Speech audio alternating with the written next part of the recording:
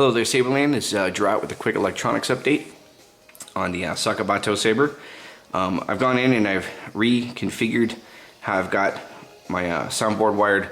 Mostly had to do with removing a lot of excess wire, trying to economize some space in here.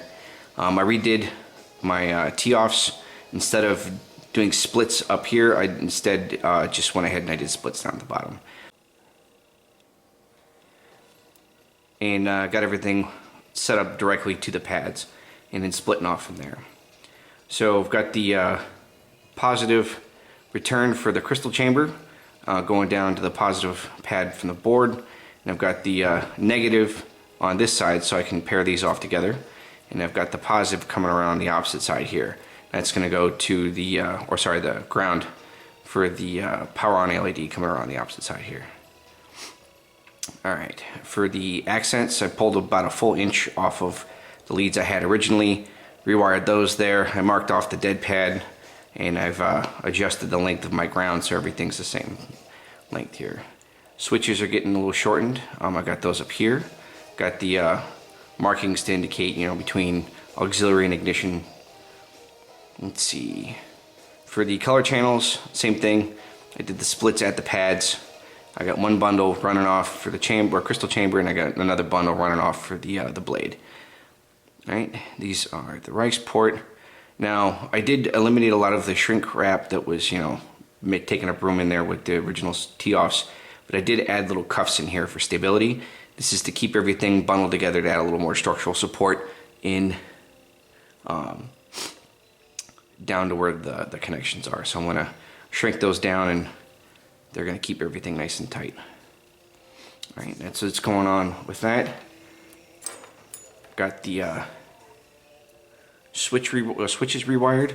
Trying to run these along there so they're a little more space. I test fitted everything into the clamp, and it all looks pretty good now.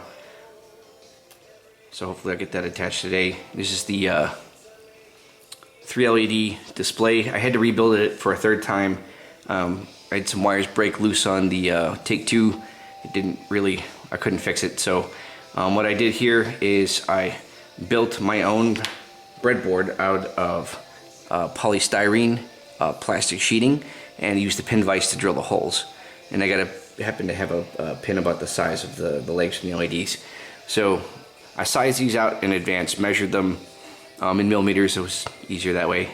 And then mount them on the board, solder them together, have the leads coming out from there, and then I used hot glue as an insulator to cover up all the exposed metal, and then to secure it inside the side of the activation box. Oops.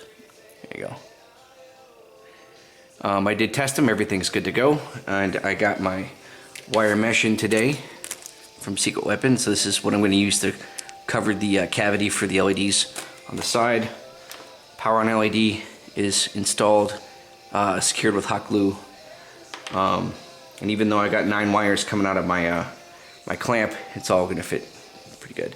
I did have to grind out some channels though for everything to fit without cutting, so there's plenty of room in there now, and it goes together nice and snug when it's all assembled. So I'm going to go ahead and get my connector wired up for the lower hilt here. I'm only going to do the one instead of two. I consider doing two because of all the stuff coming out of the switch box, but I think I'm just going to wait and either try to fabricate something more efficient or just say to hell with it. And then I've started prototyping the chassis. I'm going to eventually end up machining out of aluminum. So we'll start getting this put together, and then later today I'll show off the lighted version of the crystal chamber with the RGB LED. Even though I'm not going to end up using this particular model for this build, I still am real proud of how it came out, and I want to see it in action. Alright, so that's it, and I'll see you guys in a little bit for the crystal chamber video.